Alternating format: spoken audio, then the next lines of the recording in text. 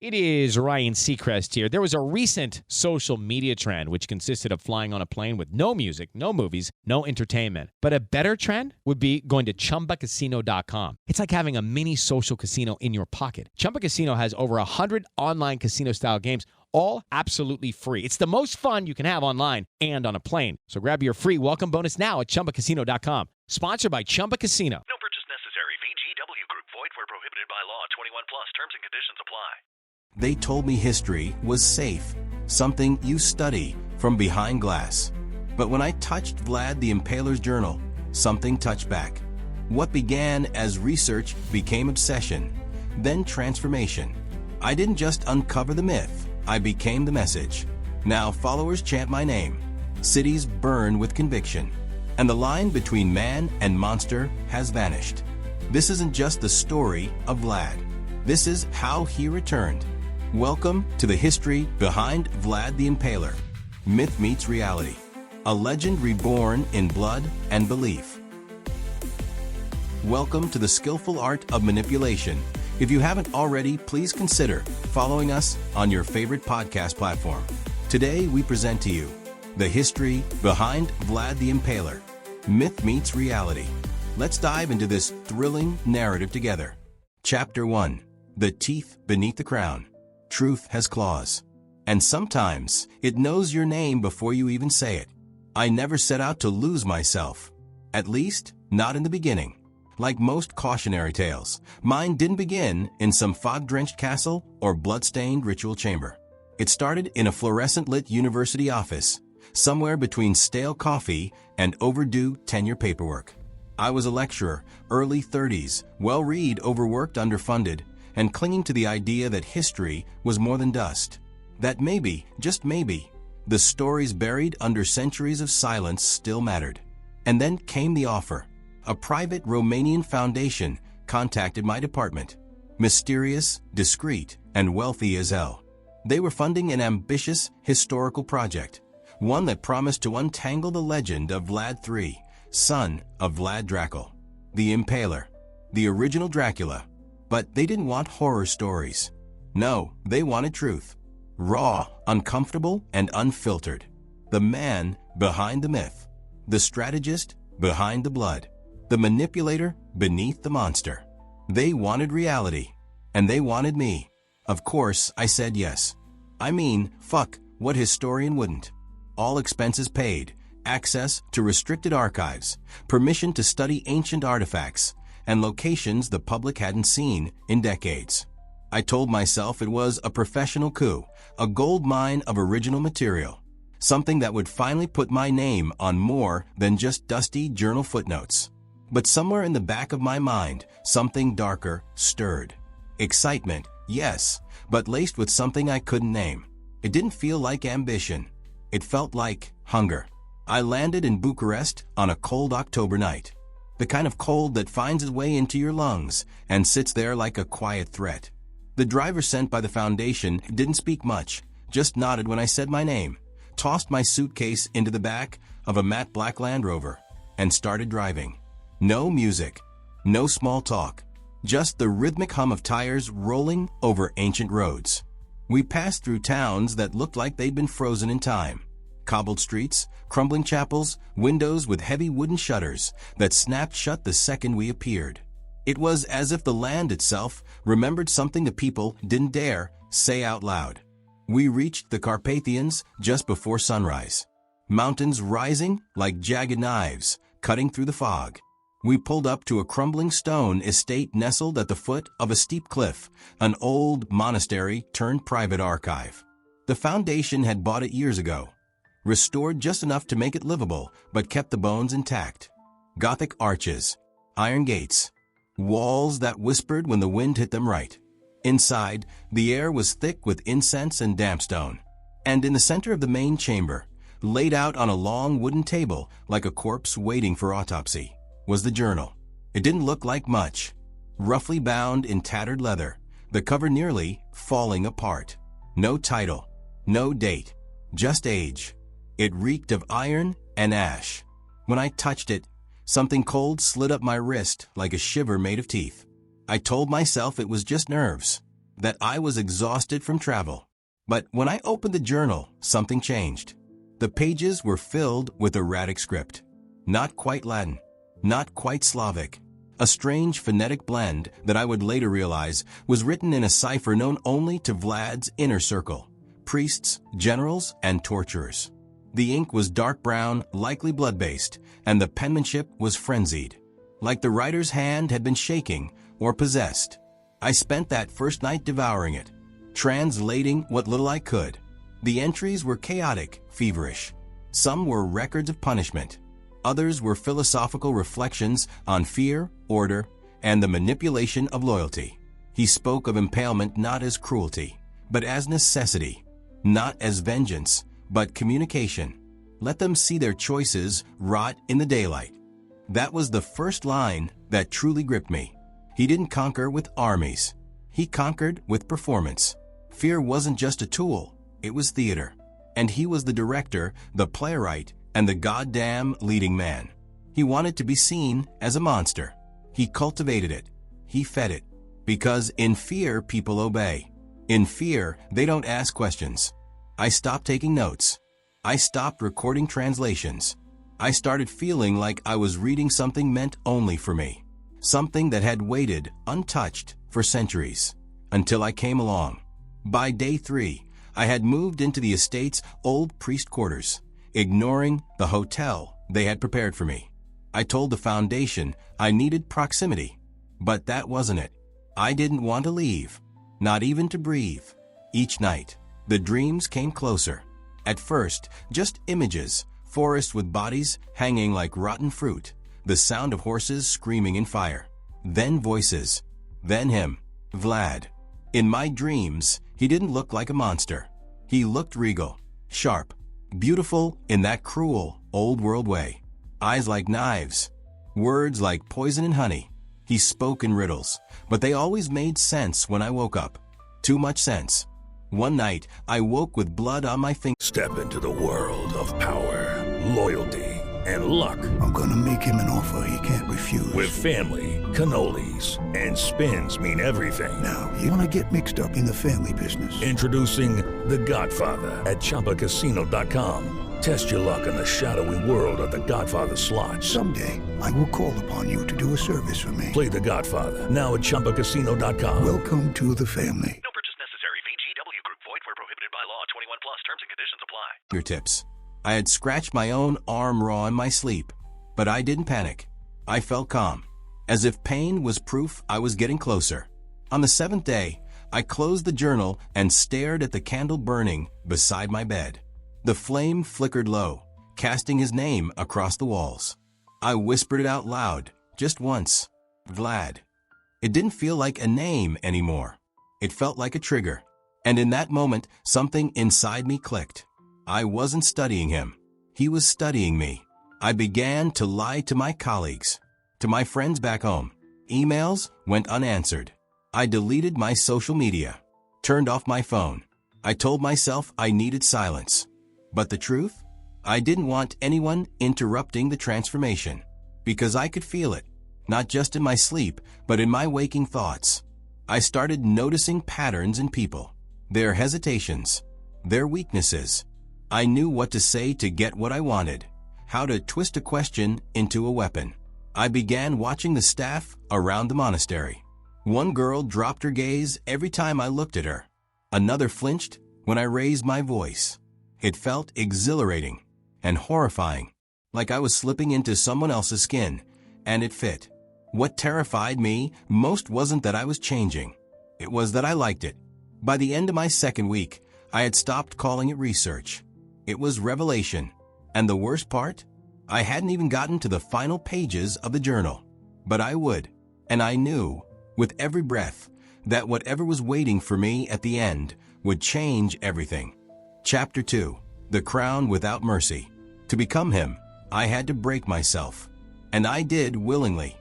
They say knowledge is power, but they never warn you what happens when that power learns you back. I woke up to candle wax hardened on my chest. The journal was open beside me. Again. I could have sworn I'd closed it before falling asleep. Could have sworn I'd hidden it under the floorboard, even. But there it was, lying flat, pages crinkled like it had breathed overnight, like it had watched me. Sleep no longer felt like rest.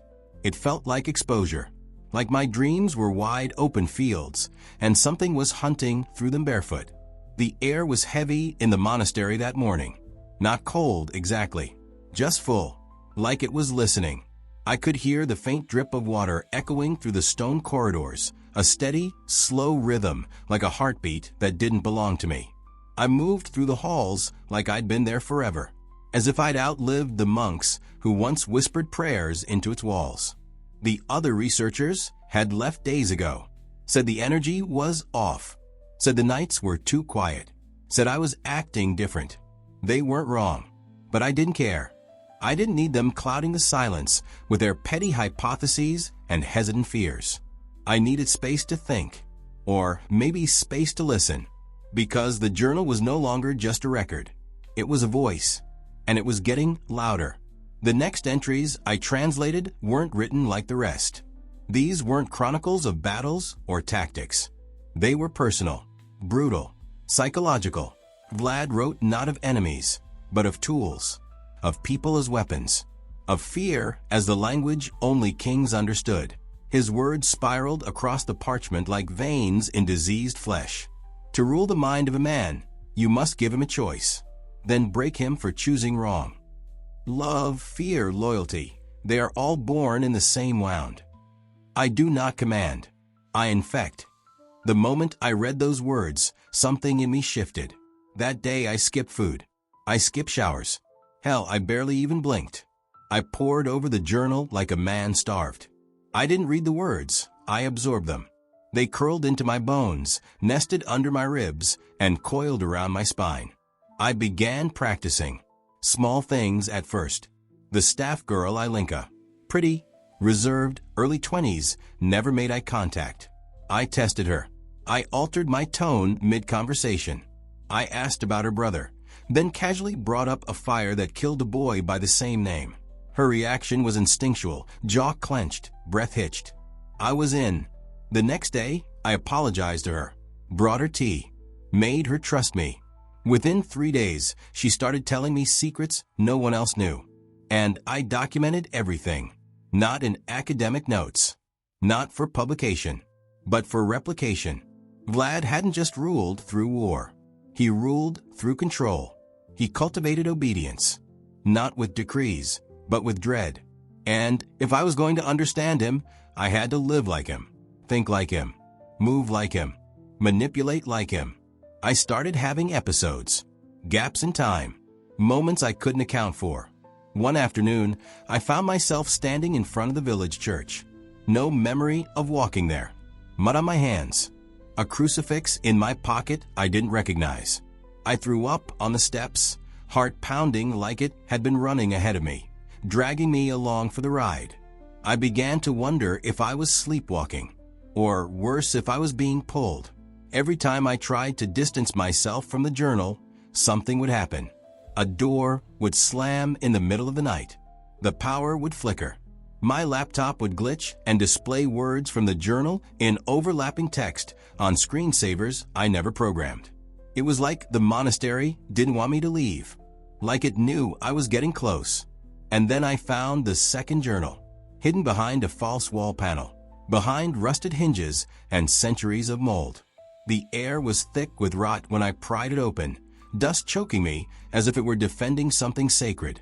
This journal was different, shorter, written not by Vlad, but about him, a monk's perspective. The entries were desperate, feverish. He speaks in dreams. He rides the wolves. He poisons the silence. The boy is no longer human. We welcomed him. We fed him. Now he drinks only blood and walks without sound. I see my reflection twist when he looks at me. I see the faces of the dead. I see my own corpse waiting.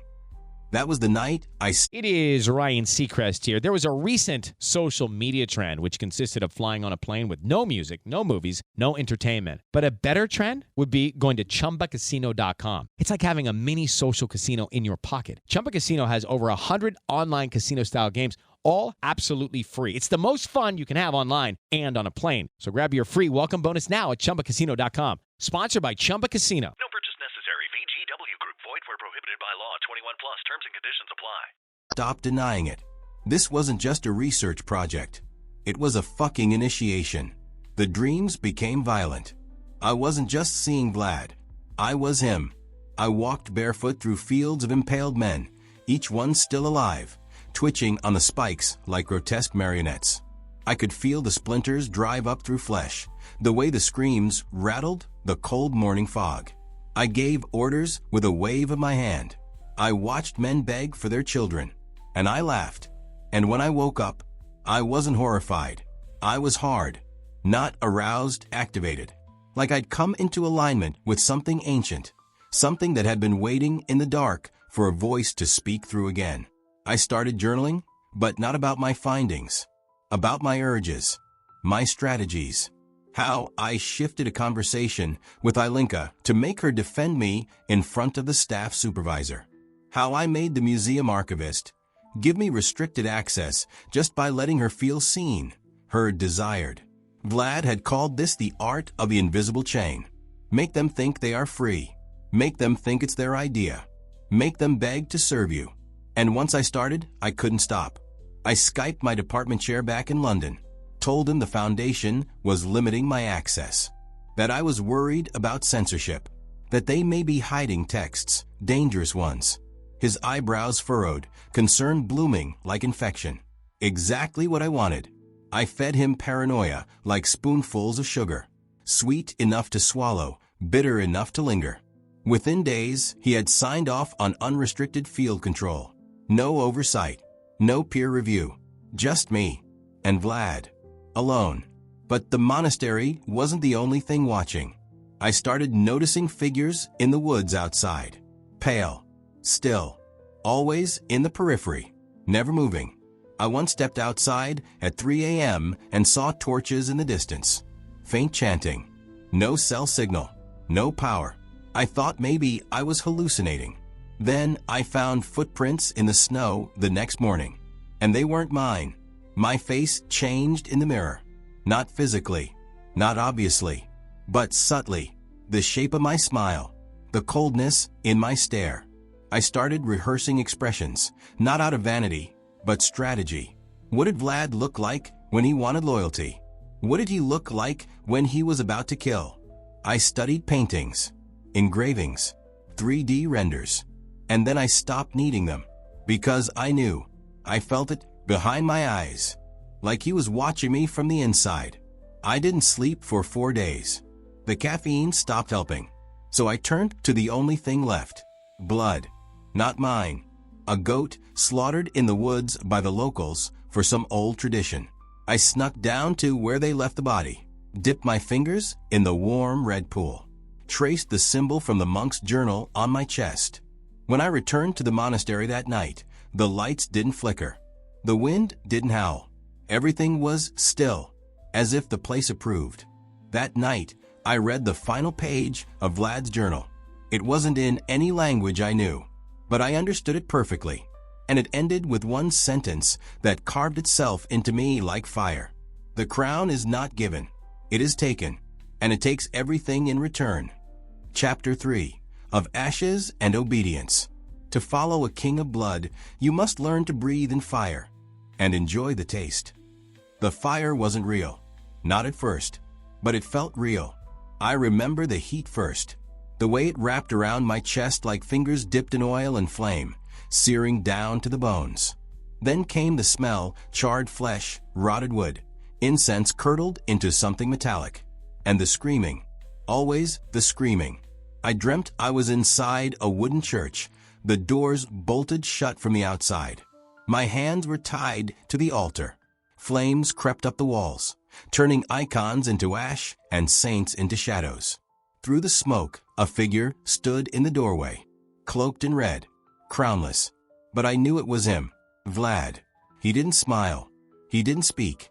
He just watched. And in that silence I understood. This was my trial.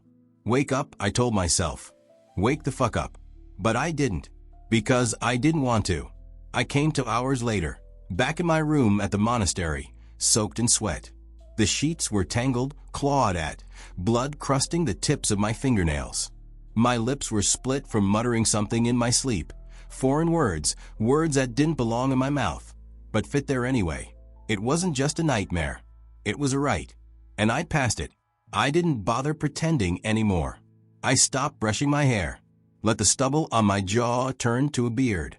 My nails, once neatly clipped, were ragged from scratching parchment, dirt, stone. I hadn't eaten in almost 2 days, but I wasn't weak. I was sharp, focused. Like fasting had burned away the fog of modern living. My notes became mantras, not written for academic clarity, but for spiritual anchoring. I scrawled as quotes on the walls, muttered them under my breath, etched them into candle wax with pins. My hands were covered in ink and old blood. My eyes ringed with shadow. And yet, I felt more alive than I ever had. One evening, I climbed the bell tower. No one went up there. Too unstable, too steep. But something in me needed height, needed perspective. I stood at the edge of the stone balcony, staring over the tree line where the forest bled into night. In the distance, I could see the torches again, small flames bobbing in rhythmic dance. They came every few nights now. The chanting had grown louder, more structured, ritualistic. I didn't fear them anymore. If anything, I longed to join them. The journal had taught me much, but it wasn't the only teacher anymore. The monastery itself had become a living thing, guiding me. Whispers in the stairwell, cold spots in the library that lingered just long enough to make me stop, listen, adjust my gaze, and find something I hadn't noticed before. Behind a loose stone near the altar, I found a ring, gold, ancient, with the sigil of the Order of the Dragon. Vlad's order, his oath. I slipped it onto my finger, and a shiver danced up my spine like cold silk. It fit perfectly. I didn't question it. I just knew. And then came the knocking. 3 short knocks. Always at 3:03 a.m. Always on the inside of my door. At first, I thought I imagined it. But on the 3rd night, I set up a camera, left it recording. When I played it back the next morning, the screen went black at 3:02, came back on at 3:04. The footage in between? Gone. But the sound remained.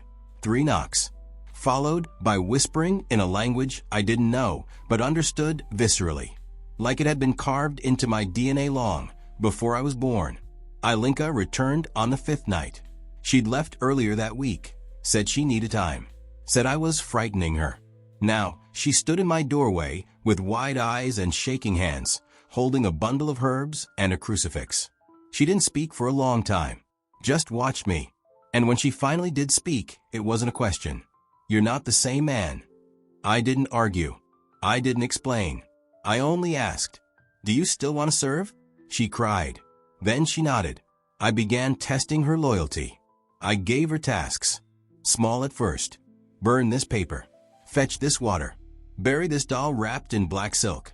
She never questioned me. Never said no. She didn't understand the symbolism. But I did. The doll represented sacrifice. The black silk was mourning. The burial? Submission. Each act pulled her further under. It was intoxicating. Because for the first time in my life, I didn't just study manipulation. I wielded it. By the end of the week, she was sleeping on the floor outside my door. Without me asking, she whispered his name in her sleep. Vlad. Not mine. His. She was starting to dream, too. The monastery creaked at night now. Not from age, but movement. Books fell without wind. Candles snuffed themselves out in unison. I once found a raven perched on my desk, dead, eyes wide, beak open mid-scream. No broken window. No hole in the wall. Just there, waiting, offering. That same night, I returned to the second journal, The Monks. I don't know why I hadn't finished it earlier. Perhaps I wasn't ready. But now, it opened easily in my hands, as if it had softened, yielded. The final entry chilled me in a way no impalement could. He does not die. He only changes faces. He waits for the one who will wear his name like a mask of fire. He waits until history forgets and memory remembers. I ran my fingers over that passage for almost an hour, my heart pounding, my breathing shallow, because I knew what it meant. It meant I wasn't just reading history. I was completing it. I looked at myself in the mirror that night, not to check my appearance, to say goodbye. The man I was, the lecturer, the historian, the skeptic, he was already ash, just waiting for the wind. What stared back at me was something older, hungrier, wiser, and beneath the skin, I could see it. The crown. It wasn't made of gold or silver. It was made of mercy denied, of fear mastered, of fire survived. When I returned to my room, Ilinka was kneeling by my bed, eyes closed, arms folded. She said nothing as I entered. She didn't need to, because submission, true submission, isn't born of fear. It's born of awe, and I had become something worthy of awe. I lit a candle, opened the journal, and began writing. Not about Vlad, but as Vlad. And for the first time in weeks, I smiled, because the truth had revealed itself. Not in facts, not in footnotes, but in flame. Chapter 4. The Whispering Crown. You don't wear the crown. It wraps around your spine and teaches you how to kneel from the inside out. Ilinka no longer knocked. She just appeared, like fog on glass, quiet and ever-present. The girl who once shied from my gaze now waited for instruction with the patience of a shadow.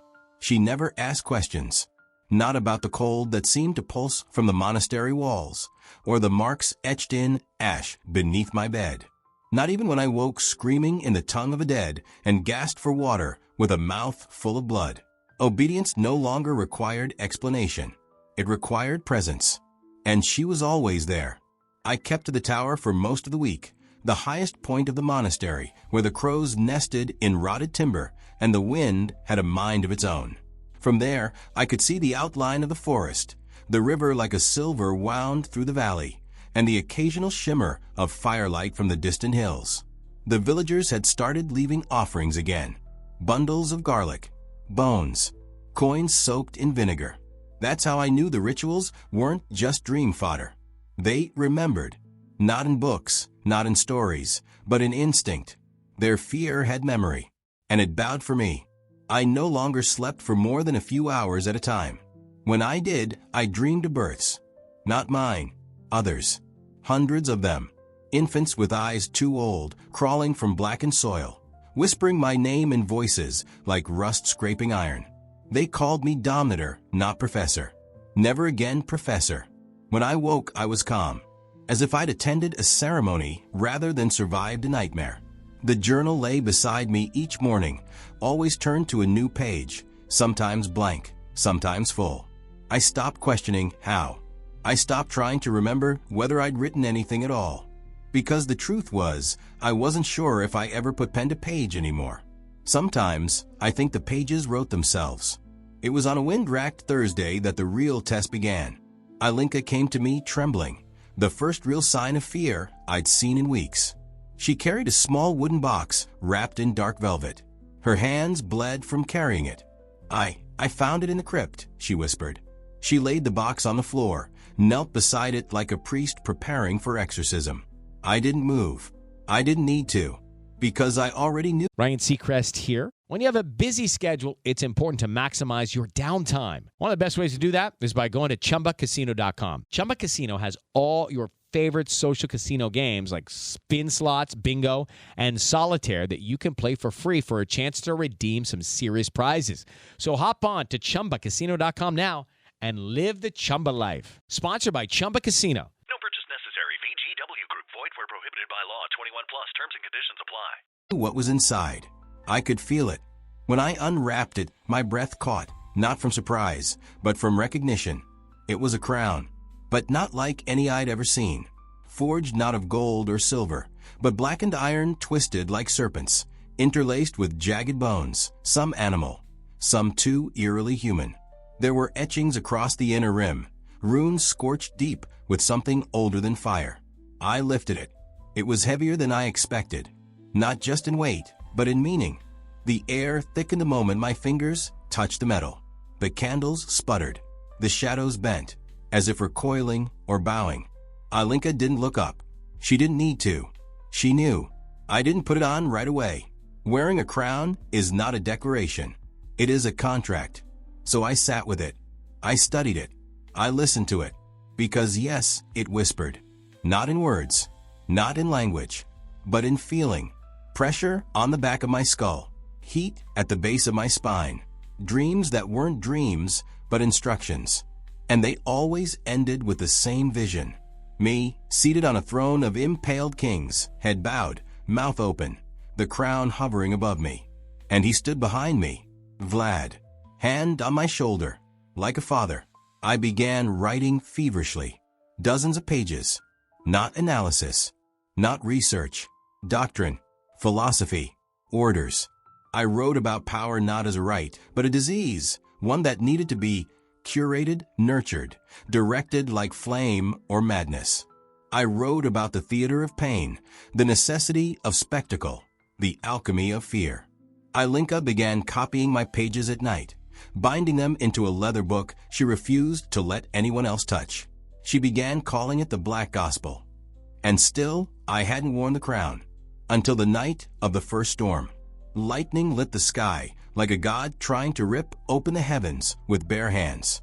The monastery groaned under the weight of wind and rain. The crows shrieked nonstop, circling the tower like a curse with feathers. I felt called. Not metaphorically, physically. Pulled. I climbed the stairs barefoot. The stone cut into me, but I felt nothing. Pain had long since become a footnote. I reached the bell tower just as the thunder cracked, so loud it silenced even my breath. And there it was, the crown, not on the floor, not in my hands, but already waiting on the altar, lit by candlelight I hadn't lit. I stood there, breathing slow, heart calm, rain soaking me through the broken roof. I lifted it, and I placed it on my head. The silence that followed was not silence. It was recognition. The world stilled. The storm paused. The candle flames leaned toward me. And then, something entered. Not a ghost. Not possession. Alignment. Like every version of myself from every life I'd never lived stood up inside me at once.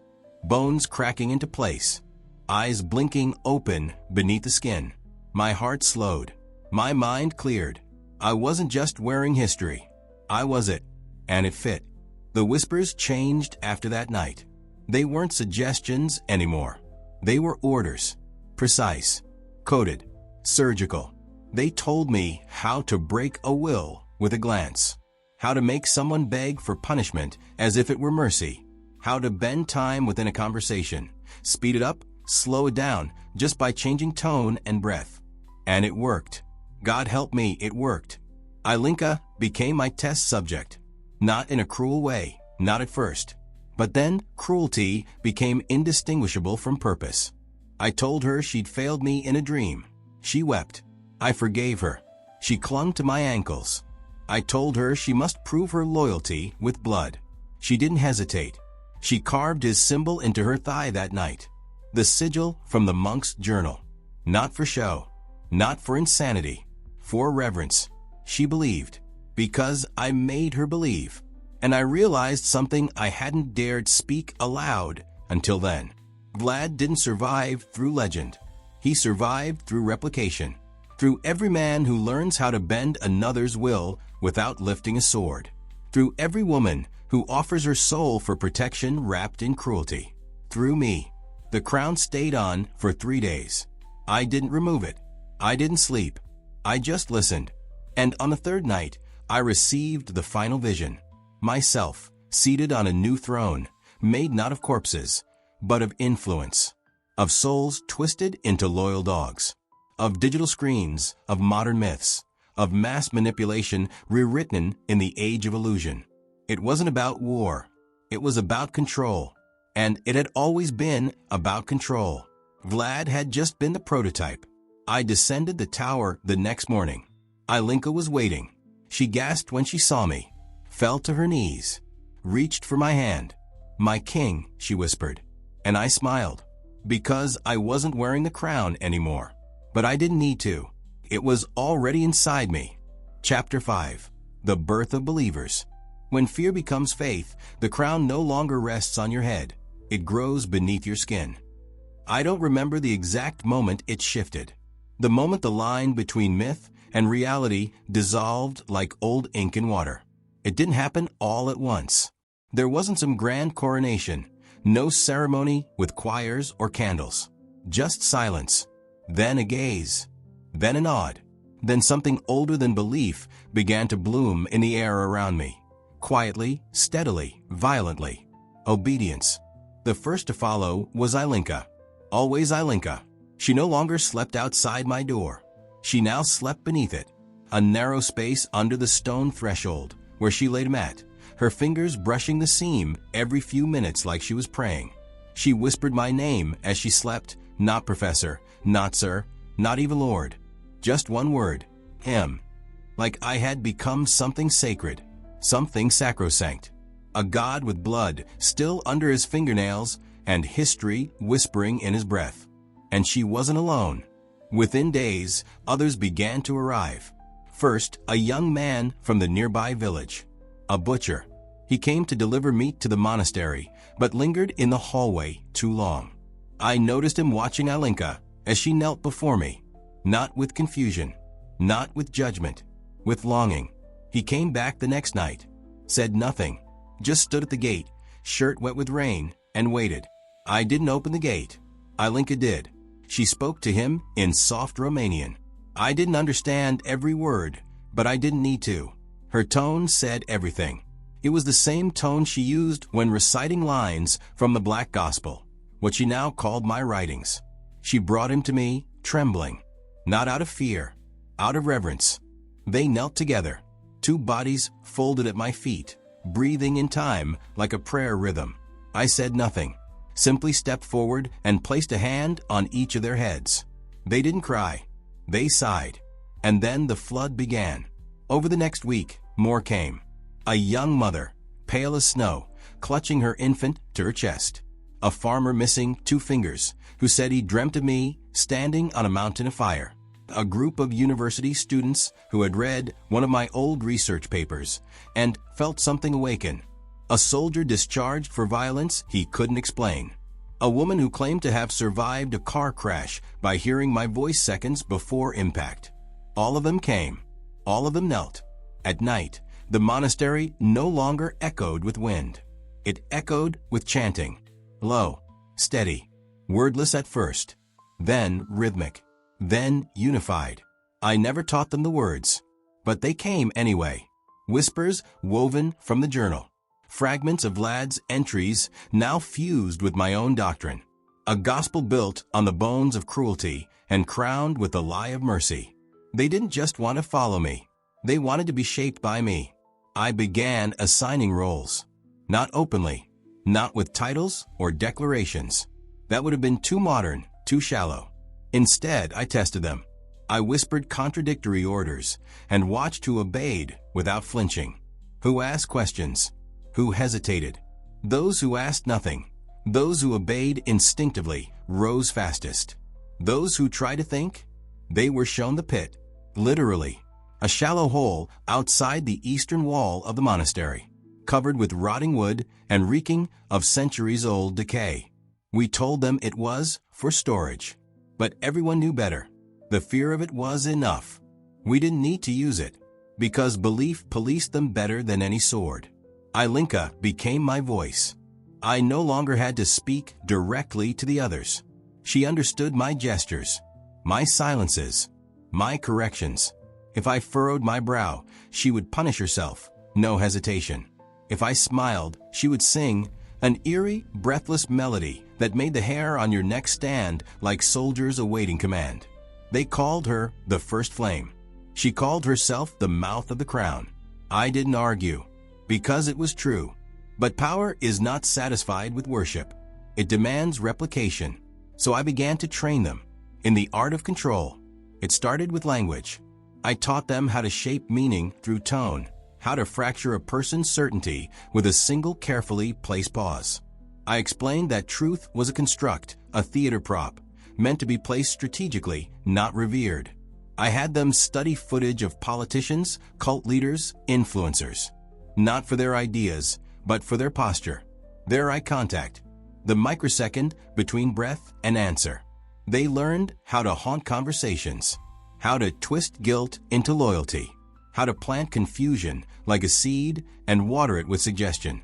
We practiced with outsiders, a tourist couple who got lost on a hiking trail, an old monk who still lived in the northern wing, clinging to prayers like armor. We didn't hurt them, not physically, but we rewrote them. A look here, a sentence there, a sudden silence when they asked the wrong question. By the time they left, they didn't know what they'd seen, only that they would never return. The monastery changed. It no longer felt abandoned. It felt inhabited.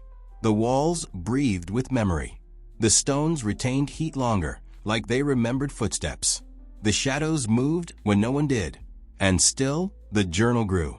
Even when I didn't write in it, I'd leave it on my altar at night, blank. By morning, a new page would appear, always signed at the bottom, Vlad. Not me, him. And I didn't question it, because I understood now, time is not a line. It is a loop. And every leader who understands manipulation becomes Vlad in a new skin. The most devout began asking for marks, symbols of belonging. So I gave them ink, ash, bone. We mixed my blood with wine and called it oath red. They drank from the same cup. They cut the same scar just beneath the rib cage, right side, where the liver hides rage. They said it burned like truth. They smiled through the pain, because pain is proof. I was no longer their leader. I was their origin, their proof that God had a darker twin, one that didn't ask for obedience through love, but through need. That night, I stood in the chapel and looked at them, 47 now, all on their knees, chests bare, eyes wide, waiting for my words. I said only this: you were not chosen. You were built, and I am your architect. They wept. Some collapsed. Ilinka screamed in ecstasy. And I knew. I had stopped reading about Vlad. I had become what he had always intended, a successor, but not to history, to power itself. Chapter 6, Ashes of the Architect. To create something eternal, you must first erase yourself from the blueprints. There was a time, before the blood, before the doctrine, before Ilinka's eyes glazed over with worship, when I believed I could come back from this. When I believed this was still a study, a role, an experiment wearing the skin of madness. But now I know the truth. I didn't become something else.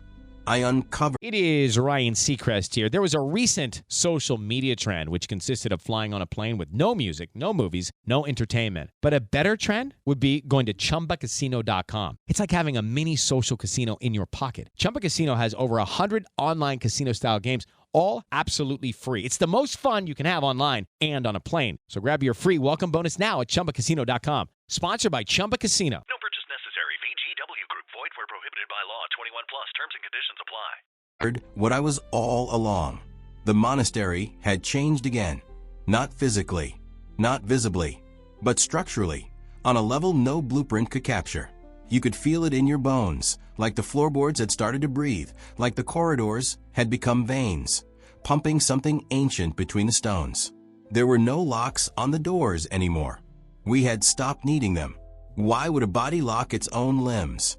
They called me the architect now, a name I never gave myself, a name that came from the whispers, first among the devoted, then among the villagers, then online, where rumors began to spread like mold under floorboards.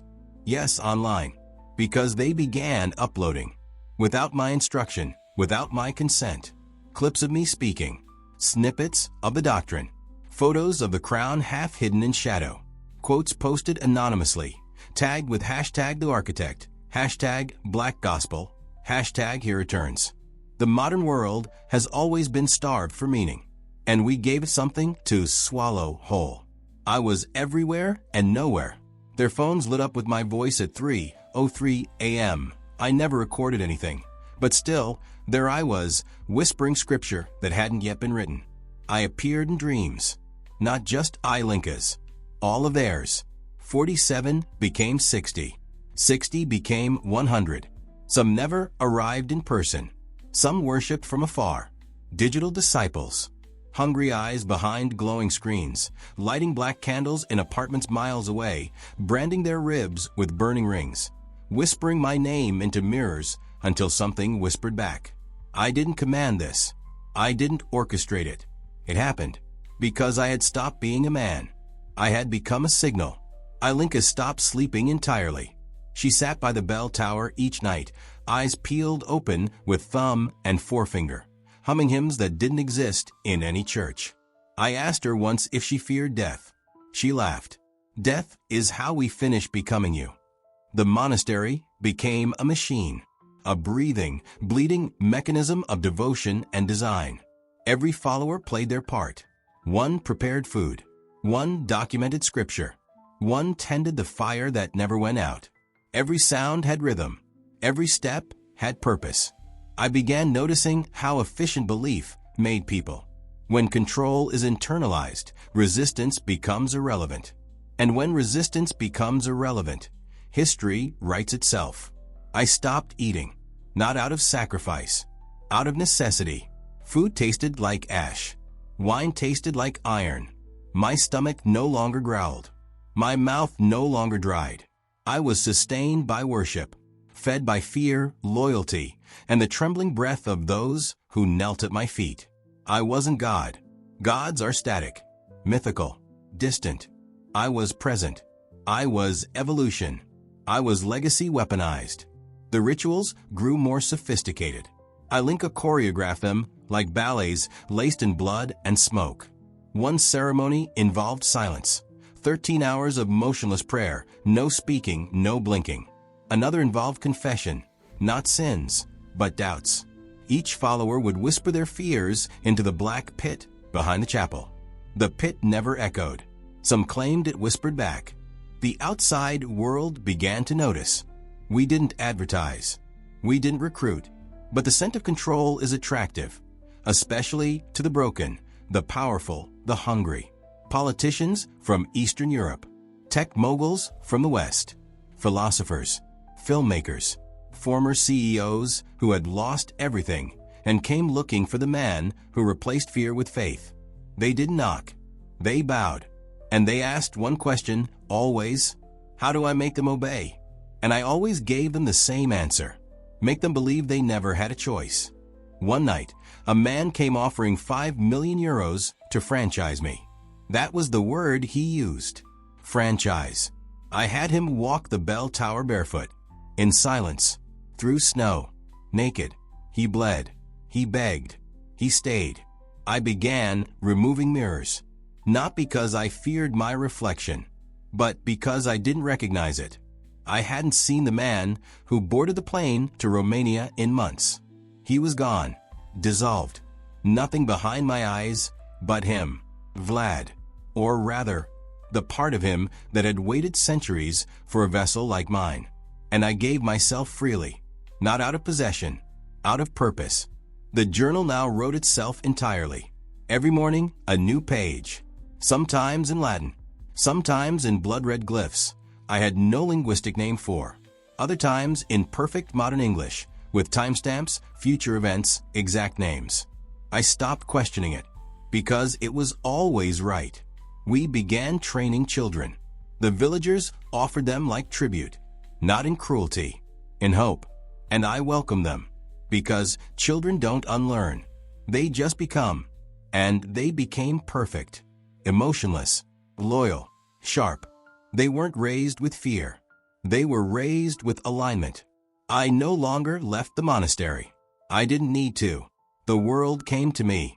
Leaders, influencers, broken lovers, serial liars, failed saviors. They entered broken. They left as mirrors of me. And I began to understand the final truth. Vlad wasn't a man who died. He was a method, a blueprint, a formula for domination hidden in charisma, violence, and faith.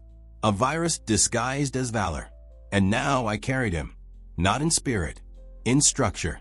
The bell tolled that night. We hadn't rung it in centuries, but it tolled 3 times. And I felt it not in my ears, in my bones, like a clock counting down. like a door unlocking inside my chest. I walked to the altar. Alinka knelt at the base. The others followed. Hundreds now. In silence. No breathing. No sobbing. Just worship.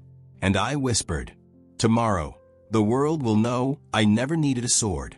I only needed their attention." Chapter 7. The Inheritance of Blood. Legends don't die. They calcify beneath your skin and wait. The night before the reckoning, I stood before the mirror. Not the one in the hallway that had been removed months ago. Not the one in my chamber that had shattered when I first donned the crown. No, this one was older, hidden beneath the chapel, behind a wall carved with words in a tongue I no longer recognized, but instinctively obeyed. The mirror was warped, stained with age, veined with cracks that bled black under torchlight. And when I stared into it, I didn't see my reflection. I saw him, Vlad, not in armor, not painted in oil or etched in myth. Just a man, my height, my face, my eyes, but wrong, tilted, slanted, as if I were looking at myself in reverse, through water that had learned to lie. He didn't speak. He smiled. And then he stepped back, and I stepped forward. That was the last moment I remembered my name, the one I was born with, the one my mother stitched onto school uniforms, the one buried beneath credentials, degrees, titles. It drifted away like vapor, pulled into the earth by something deeper than gravity. I left it there, and I never looked back. Morning came, pale, silent, cold. The courtyard was already full. Followers knelt in concentric circles, spiraling outward from the altar like petals of a black flower. Some wore robes. Others were shirtless, marked with a sigil. Ash covered their skin, eyes rimmed in soot. No one spoke. They didn't need to. The air had shifted. This wasn't ceremony. This was coronation. Alinka waited by the altar.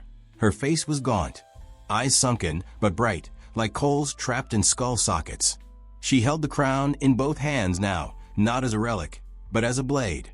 And it was a blade, not in shape, but in meaning. It cut everything it touched.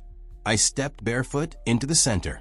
The air rippled, not metaphorically, literally, like time had paused to watch. Alinka bowed, so low her forehead kissed stone. Then she rose, turned to the crowd, and spoke with a voice that wasn't hers anymore. He is the origin. He is the consequence. He is the blood between myth and memory. Then she turned to me. "Do you receive the inheritance?" I nodded. Not because I had a choice. Because I was the choice. The crown was placed not on my head, but into my hands. I felt its weight for the first time in full. Heavier now. Denser. Like every soul that had ever knelt for Vlad had fused into its iron coils. I stared into it, and then I did something no one expected. I crushed it. The sound was deafening. The metal shrieked like a dying god. Sparks flew. Blood, mine, poured from my palms. Alinka screamed. Followers gasped. Some collapsed, but I didn't move. I held the shattered crown in my fists, and I smiled. Because I understood something Vlad never did. Control doesn't need symbols. It needs witnesses. The silence broke like thunder. They began to chant, not from fear, not from awe, but from certainty. They had seen the crown break, and they believed more. Because now I was not bound by history. I was rewriting it. I walked into the monastery, blood dripping from my hands. Left prints on every wall, every book, every altar. Marked it not as a tomb, but as a womb. Because this was no longer Vlad's home. It was mine. And I would birth a new myth here. That evening, a man came from the outside. A journalist. American. He had snuck in through the woods, bypassed the watchers. His face was thin, eyes hungry, camera shaky. He found me in the library. Alone. Calm. He raised his lens. I said nothing. He asked, "Is this a cult?" I smiled. "No. This is clarity." He asked again, "Are you claiming to be Vlad the Impaler reborn?" I walked toward him slowly. "No," I whispered. "I'm something worse." He ran. We let him. Because belief spreads best through the mouths of the terrified. He published his piece 3 days later. Went viral in under 12 hours. Hashtags exploded. Hashtag The Architect. Hashtag Blood Inheritance. Hashtag He Returns. Hashtag The Black Gospel. Hashtag Obey Quietly. We didn't trend. We infested. The world tilted. Not all at once, but cracks began to show. Politicians quoted lines from my writings, not knowing the source. Influencers wore the sigil without meaning to. Celebrities posted cryptic captions that mirrored my doctrine almost word for word. We weren't spreading. We were awakening. Vlad had tried to carve his legacy in flesh. I carved mine in culture. Alinka died that night. In her sleep, peaceful, mouth parted, eyes open, staring at the ceiling like it had whispered something just before her heart stopped. I buried her beneath the chapel. No ceremony, no tombstone, because she was the ritual. She was the voice that cracked the silence. And now, she was inside the walls, with the others. I stood alone in the bell tower, watching the valley below. Fires dotted the horizon. Distant cities burning not from war, but from conviction. Because when people believe they are chosen, they ignite. And the world? It burns beautifully when it's sure of its purpose. I heard the final knock that night. 3 slow pounds on the stone chamber door. I turned, expecting a follower. Instead, I saw myself. Not in the mirror, not in dream, in flesh. Identical, older, smiling. He said nothing. He just held out the journal. I took it, opened it. Blank pages, and one line scratched into the first. Now it begins again. I closed the book, took a deep breath, and I understood. Vlad was never the monster. He was the invitation, the blueprint. And I was the one who read it correctly.